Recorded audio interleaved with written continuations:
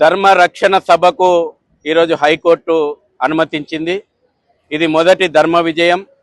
జాగో భాగ్యనగర్ చలో బాలాపూర్ అనేటువంటి నినాదంతో భాగ్యనగరంలో ఉన్నటువంటి అక్రమ బంగ్లాదేశీ రోహింగ్యా ముస్లింలను అరెస్ట్ చేయాలనేటువంటి ప్రధాన డిమాండ్ తోటి 24 జనవరి శనివారం రోజున నిర్వహించేటువంటి సభకు హైకోర్టు అనుమతించినందుకు హైకోర్టుకు ధన్యవాదాలు చెప్తా ఉన్నాం. అదేవిధంగా ధర్మం పక్షాన నిలిచి హైకోర్టులో జాతీయ భద్రతా అంశాలను అదేవిధంగా దేశ అంతర్గత ప్రమాదాలను కోర్టు దృష్టికి తీసుకొచ్చినటువంటి సీనియర్ న్యాయవాదులందరికీ కూడా పేరు పేరున ధన్యవాదాలు చెప్తా ఉన్నాం.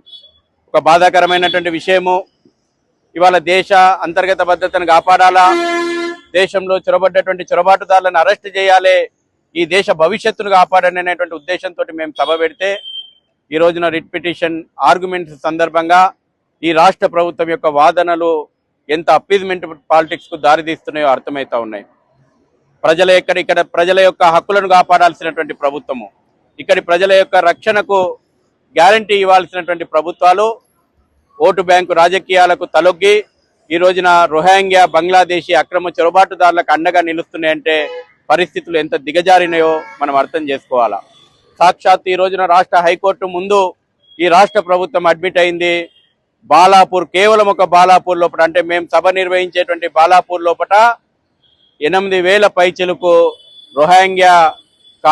రోహింగ్యాలు సెటిల్ అయిండ్రని అక్రమంగా. బంగ్లాదేశీల నెంబర్ చెప్పమంటే చెప్పలేకపోయింది. మొత్తం భాగ్యనగరంలో ఎంతమంది అక్రమ రోహింగ్యా బంగ్లాదేశీ ముస్లిం చొరబాటుదారులు ఉన్నారో రాష్ట్ర ప్రభుత్వం చెప్పలేకపోతుంది.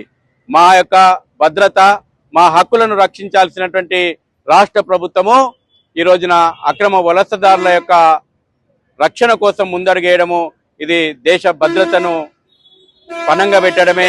అయినప్పటికీ మా యొక్క సీనియర్ న్యాయవాదులందరూ కూడా సమగ్రమైనటువంటి వాదనలు వినిపించిన తర్వాత మా హక్కులను రక్షిస్తూ ఇక్కడి దేశ భద్రత విషయం లోపల, గంభీరమైనటువంటి విషయం లోపల ప్రజల్లో చైతన్యం రావాల్సినటువంటి అవసరాన్ని దృష్టిలో పెట్టుకొని హైకోర్టు అనుమతించింది.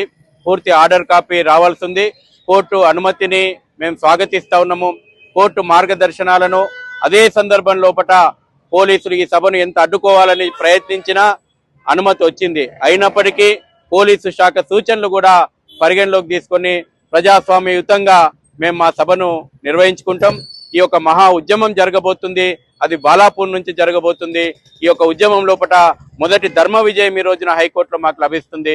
అందరూ కలిసి రండి, భవిష్యత్తు భాగ్యనగరాన్ని కాపాడుకుందాం, భవిష్యత్తు భారతాన్ని కాపాడుకుంటాం.